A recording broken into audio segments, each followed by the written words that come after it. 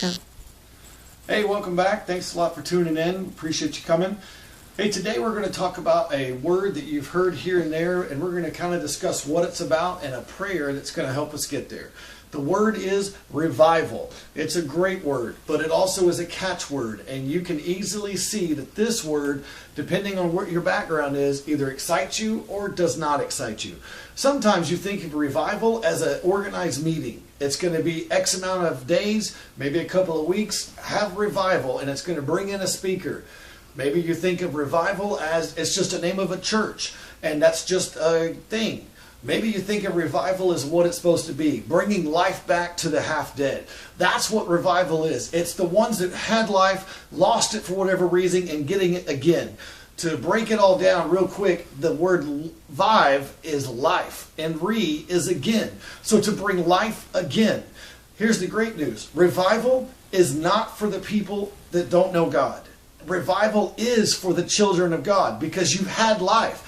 Jesus is the way, the truth, and the life. For whatever reason, you've lost your focus. You're no longer got God number one. You've got life going on. I get that. You've got kids. You've got bills. You've got finances. Whatever it is, you've taken your eyes off what's number one. So now it's time for a revival. We want to get that fire back in us and focused, and we want to push ahead. Now you may be asking, well, I thought revivals, people from all over who don't know the Lord become saved. Well, that's not the same thing. It is a effect of revival, but it is not revival. That's an awakening. People who were never alive but became alive. They were dead in their sin. Yes, we want that. People coming into the Lord for the first time, awesome. We're all about it. But this is a message for you, child of God. Have you lost your fire? Are you not in love like you used to be with the Lord Jesus? Do you have a focus that's not there anymore? Well, this is your chance to have revival come to you. Well, I thought I had to go to a church meeting. No, you can do it right here, right now. I'm going to show you a prayer that we can pray that God will bring revival. That's right, people. It's not us, it's God. But we have to pray. We have to make ourselves available. We have to be ready for it. So we're going to go to the book of Psalms, real easy, middle of the Bible. If you're following electronically, it starts with the letter P. We're going to go to the middle of the Bible, Psalm 85. Great psalm.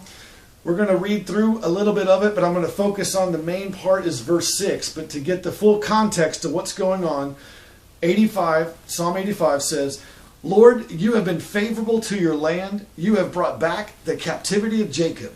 You have forgiven the iniquity of your people. You have covered all their sin. You have taken away all your wrath. You have turned from your fierceness of your anger. Restore us, O God, of your salvation, and cause your anger toward us to cease. Will you be angry with us forever? Will you prolong your anger to all generations? And here we go. Will you not revive us again, that your people may rejoice in you? Show us your mercy, Lord, and grant us your salvation. And it goes on, and I encourage you to go back and read it. Not right now, because we're talking about it, but I want you to get into it. But did you hear that? Listen to this again. This is a great prayer. So if you're saying, yeah, I want that. I want that fire back in my life. I want that first love to be first. I want the first commandment to be what I know. There is no other God. I want to go after the one true God. Here's a prayer. This is the prayer right out of the Bible. Pray this. God hears this because He hears the sincerity of your heart. He doesn't care about actions. He wants to know what your heart says. And it says, will you not revive us again, that your people may rejoice in you? Here's the great thing. Revival is not for you. It's so that you can have a joy and rejoice in who the Lord is and what He's done for you. So that's what I want to encourage you with. Pray this prayer. Will you not revive us again, that your people may rejoice in you, and let revival come alive in your life today? Thanks a lot for tuning in. Let's see what happens next week.